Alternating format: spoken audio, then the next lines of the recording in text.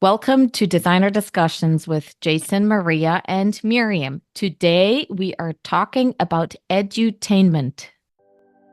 Welcome to the Designer Discussions podcast with Jason, Maria, and Mirjam. Tune in each week where we talk about marketing, PR, and business advice for design professionals. this is a topic that has been in the limelight lately. Just to give you a little history, this is not a new topic, honestly. Honestly, it goes back to the 70s and 80s. And you'll probably say that far. Have you heard of Sesame Street?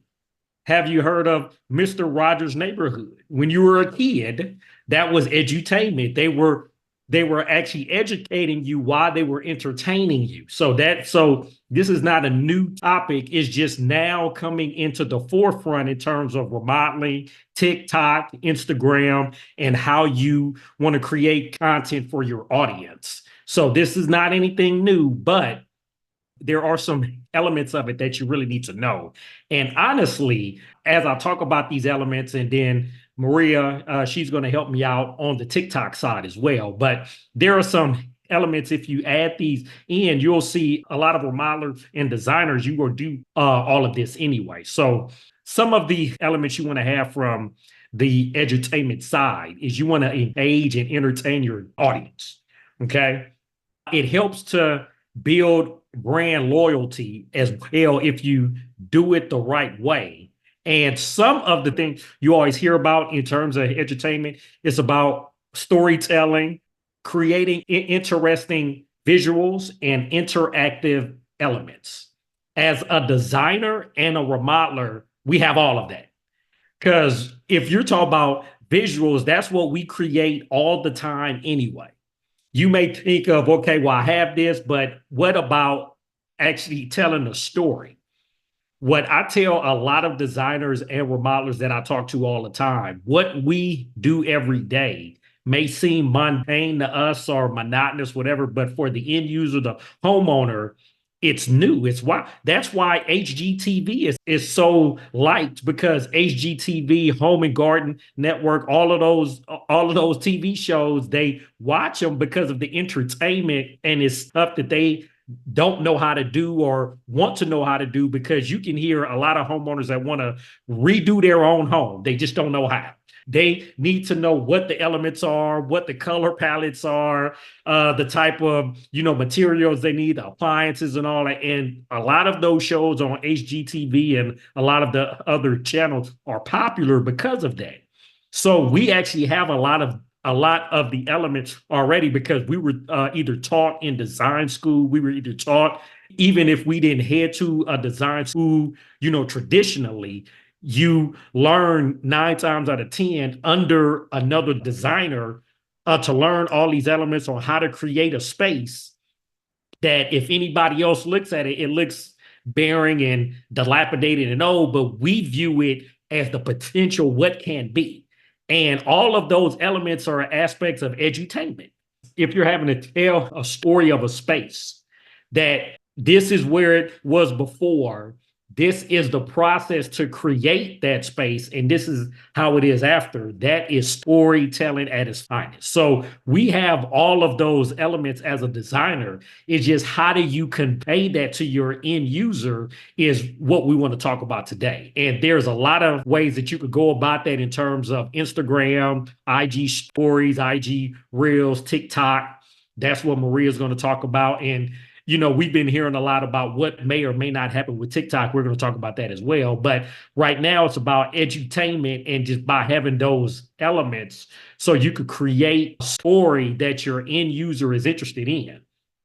I like to start about what are the problems of the space. That happens every time. Usually a client comes to you and they talk about, this is what happened with the space. It's not actually functional for what we want to do. It may be too small.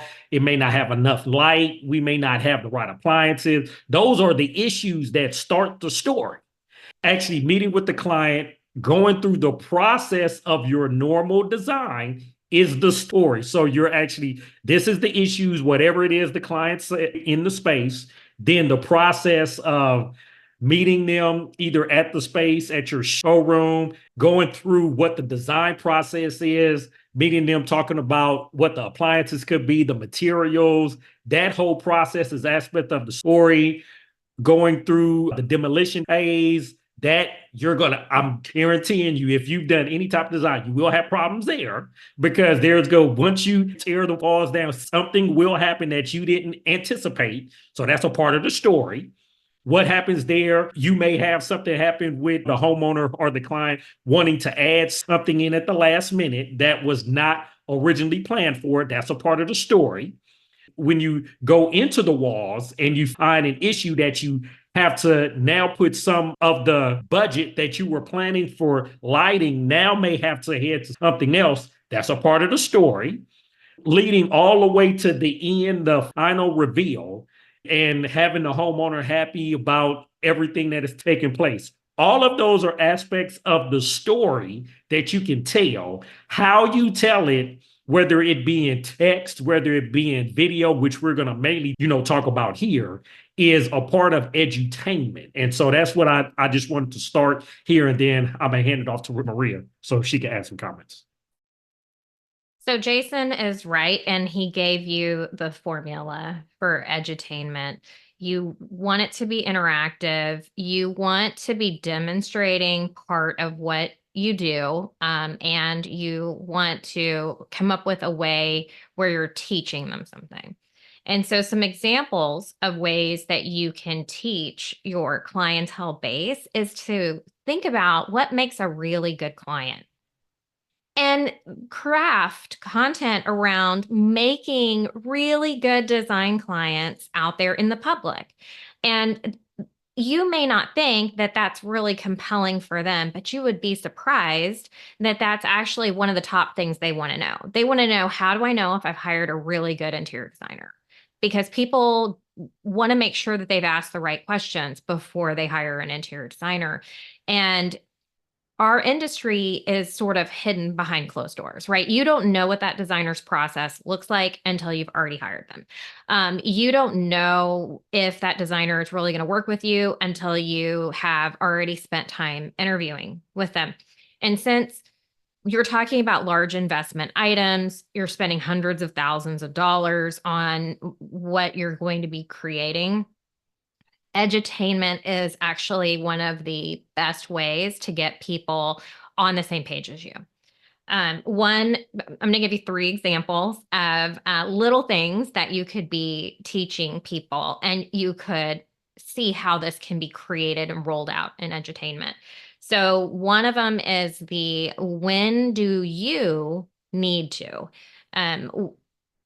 This is when do you need to call us and let us start planning your project.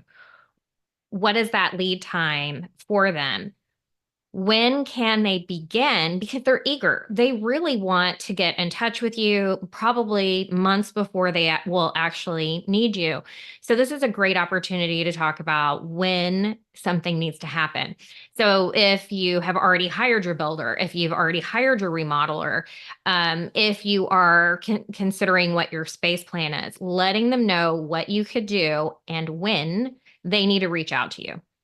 This is actually very helpful information for them, and it's very good because it's trust building and it's creating an audience of well-educated, smart, easier to work with clients. Number 2 is teaching what makes a good client. I know this seems like so crazy, but how many times do we have to say trust the process? How many times? It's in the proposal, it's suspend judgment. Construction is a ball of hair. It's going to be crazy in some spots. After you get through the mess, then you'll have a solution at the end, right? So this is a great opportunity to help craft those better quality clients by demonstrating how trusting the process results in exactly what someone wants, right? So this is even though it may seem like, oh gosh, this is extra work, it really isn't, because all you're doing is documenting along the way what your design process looks like. And even though you may think that you have to be standing in front of the camera and putting together like scripted content, like maybe you chat GPT like 30 days of content and you're going to try to batch all of it. That's really not how social media works. Social media is a understanding of working with someone and creating a relationship with them. And if you show you're designing something, if you show, walking around the construction site and how you're handling a problem, these are all opportunities for when you say to your client, I need you to suspend judgment. This is one of those times when we do trust the process, then they will be able to respond with confidence and like sincerely trusting you. And so, we definitely want you to be aware that teaching someone to be a good client is actually a win-win for you. The next thing is common problems. This maybe isn't going to result in your ideal client reaching out to you and asking you to design their dream home, but it may create a relationship with someone who wants to do it themselves. And when they're in the do it themselves process, they can say, gosh, I learned so much from this one designer social media account. And their friend who might be looking to hire a real designer would then get a firsthand referral from a network of people, right? This is just spreading out your network further down with reaching a broader group of people. And this is how you solve a little problem, right? And this might be that you are very pro pot filler. This could be that you are not pro pot filler. It is a very small problem solution model that is used for anyone who owns a house, right? I like to use this sheen paint on cabinets because I like this door profile because it's easier to clean. Did you know that this door profile doesn't allow for hardware in this application? So you may like that decorative hardware that looks like this, but if you were to pick this door, you're not going to get decorative hardware. So once again, it's just documenting and it's presenting problem and solution along the way while documenting stuff and those little bits of information. Where do you put your knobs on your cabinets? What is your most requested detail in a kitchen?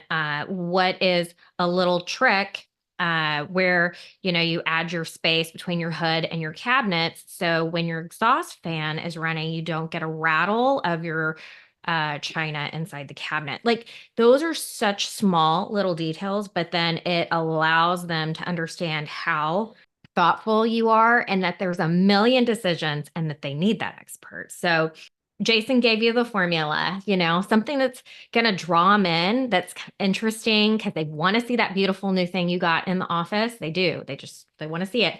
And then you can package it in a way that's like light and interesting and helps you to build that relationship.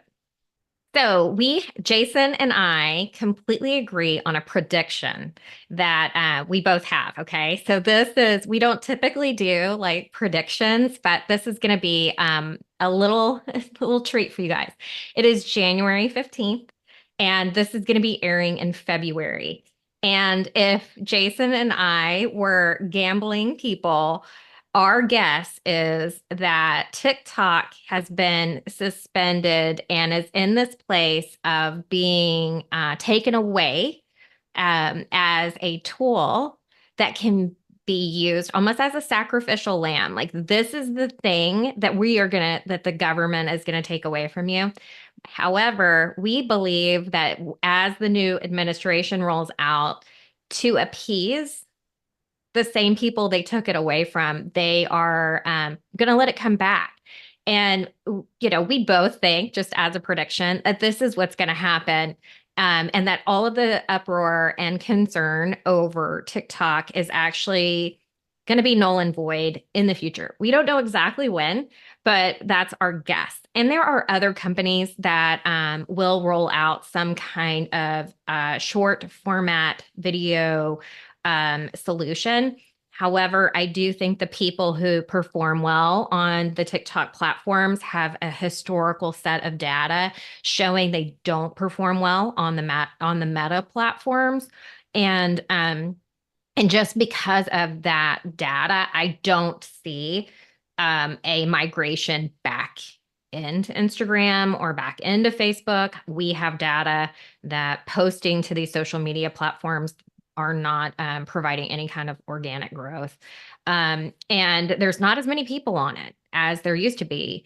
And so, our guess is that the TikTok community is not going to migrate back into these platforms and strengthen them, and that they will either wait for something else, something new that can kind of provide a similar result, or that if we wait long enough and there is an awareness that sometimes the person who wants to be liked a lot needs to give you a gift. And so that way you can be grateful and thankful every day that they exist. We believe that TikTok is going to be that taken away item that is then re-given as a gift. So if you're hearing this and something has gone down or something might be going down in the process, just know that edutainment is really the backbone of why TikTok is successful, because you can own a very small business. You can just be one person who's really smart and really good at engaging with people. And you can be very successful on these platforms because they are engineered to build community and to push out educational content.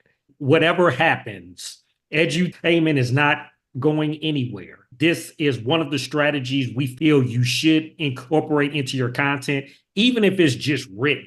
Even on the SEO side, one of the things I hear a lot about is SEO dead or whatever with AI and all this stuff? No, it's just evolving, because no matter if you talk into your phone, you use SEO that way, or speech to talk or whatever, search is going to always use aspects of search engine optimization to find the content.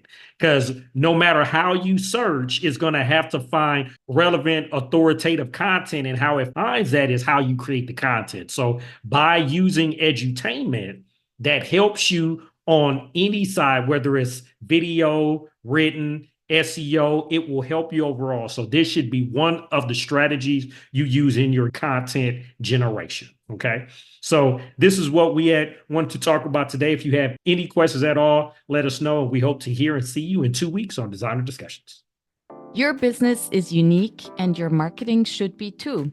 Discover how to personalize your approach for SEO, PR, and beyond to attract more of the clients you love to work with. In our Academy membership, with us Designer Discussions podcast hosts as your personal coaches, we show you how to customize your marketing. With weekly live sessions, an exclusive community, practical resources, and expert guidance, we're here to simplify your marketing and boost your business. Sign up at designerdiscussions.com or follow the link in the show notes. We hope you've enjoyed this episode of Designer Discussions and all of the helpful information. Subscribe to our podcast, leave us a review, and share it with your friends. We look forward to having you back next week. For more information on the podcast and the marketing studio, visit designerdiscussions.com and follow us on social media.